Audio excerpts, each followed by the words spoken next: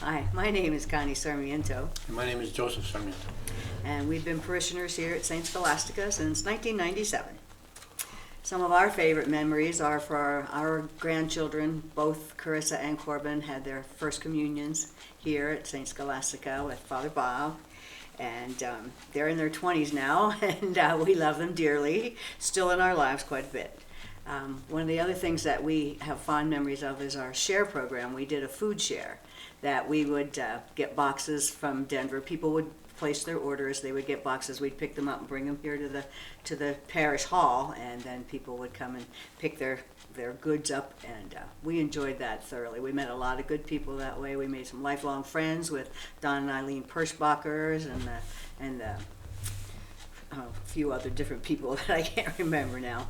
And it was just a wonderful community thing that we did here at the church. Another memory we have is always working with the fish fries.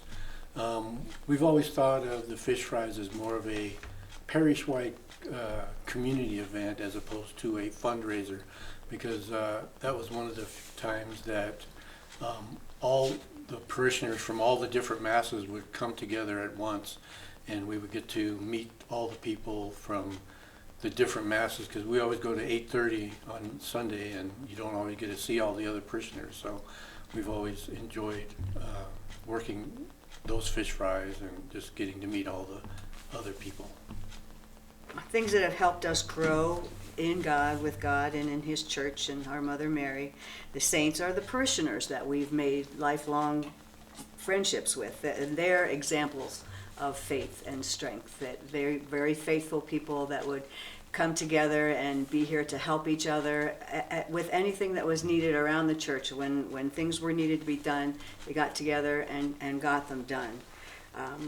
Sister Regina O'Rourke, that used to be here, our dear Sister Regina, was one of the most wonderful, blessed people that I had ever met, and she just increased my faith immensely just by her presence and her dealings with all our other parishioners. She always sat in the back of the church where our cry room is now, and it wasn't a cry room at the time. We had benches, we had chairs back there, that when she always sat in a chair instead of in a pew, so that the parishioners could have the pews.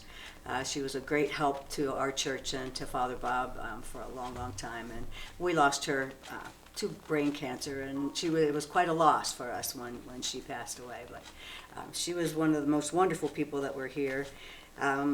Gloria and Angelo Vendegna and Don and Eileen Perschbacher and John and Jeannie Sominski have been lifelong friends that we've known and watched their children and grandchildren grow, and that likewise for ours. So we just, we feel like our church is our family, and it always has been our family. Also volunteering here at the church. We've done quite a bit of volunteering with parish cleanup, parish maintenance. We always, not always I guess, but sometimes we go out with the Christmas carolers when they do Christmas caroling. We like to join in on that, and that's always a fun, memorable time to go out and walk around the city and sing and hand out cookies and stuff. Plates of cookies. One of the things that we missed doing in the past, which we'd like to maybe possibly do in the future, is getting a booth at the Erie Town Fair. We've done that previously in the past, and lots of people come and say, "Oh, we didn't even know there was a Catholic church in Erie. Where is it?" And we say it's like 3 blocks up Wells Street right there, because we're always down there on Briggs. And one of the more fun things that we did at the fair was a previous parishioner, Dave Stone, taught all the volunteers that were going to work at the booth how to make balloon animals. So we would make up, dogs and cats and whatever, and we made a lot of like swords. But back then, it was when Star Wars was kind of at its peak popularity. So we would tell them, we'd make you a lightsaber.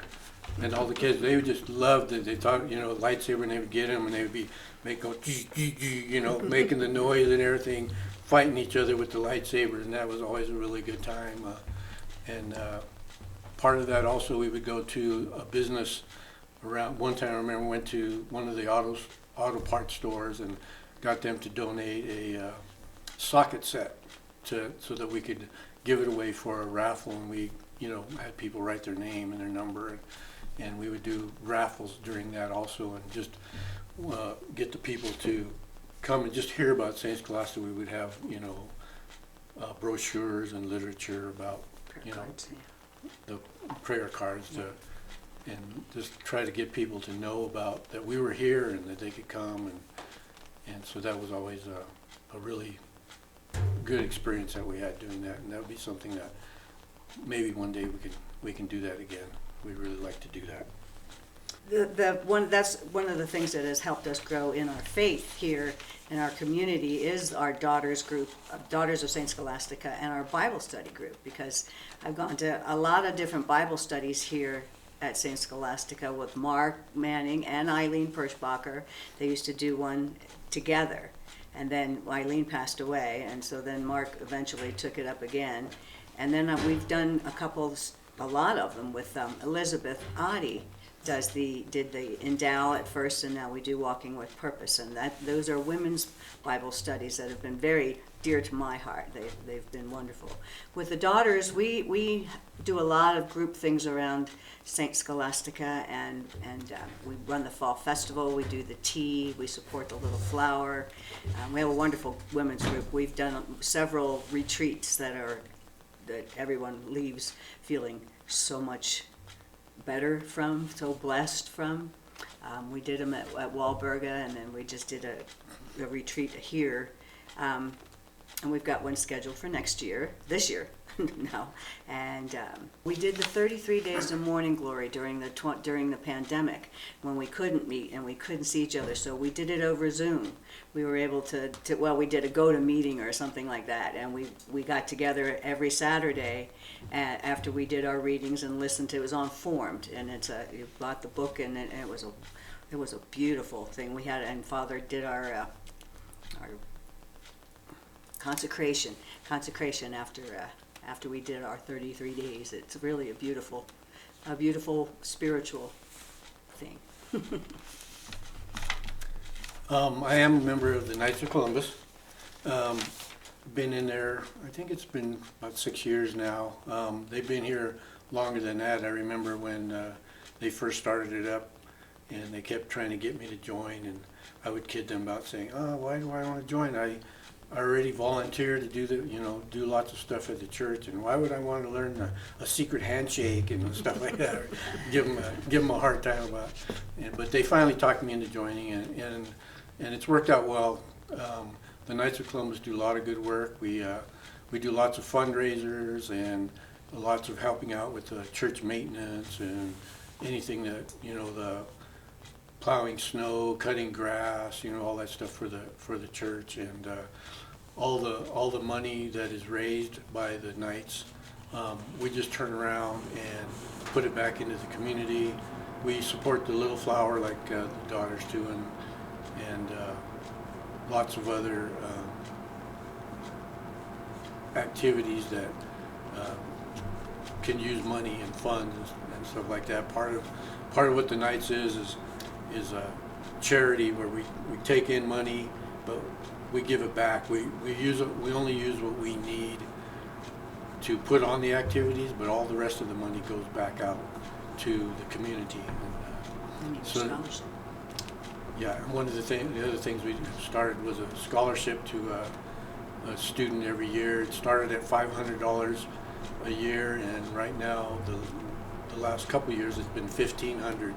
Goes to a deserving student. They have to fill out an application of why they deserve it, and things that they do, and then a committee goes through it and decides one person that's going to get it that year, and they're deserving of it, and it's just another way for the Knights to help out doing community service stuff. So I think just being part of the St. Scholastica community, being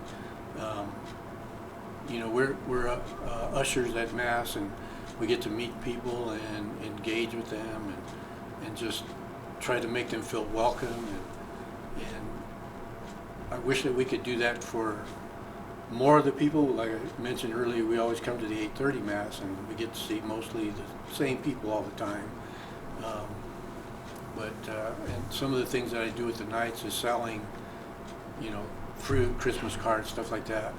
So that's when I get to see parishioners from the other masses, and I try to engage with them then, just so that they know that we're here and available, and you know, any questions that they might have, we can do. And our church in general. You walk into our church and it just envelops you. It's the warmest, most welcoming church that I ever walked into. And the day I walked into it, I said, "This is our church." Found it, and we've been here ever since. It's not the biggest church, but I think that's what we part of the appeal of it. That it's small, and we got to know everybody. And now there's 4 masses. There only used to be like 2 when we originally started.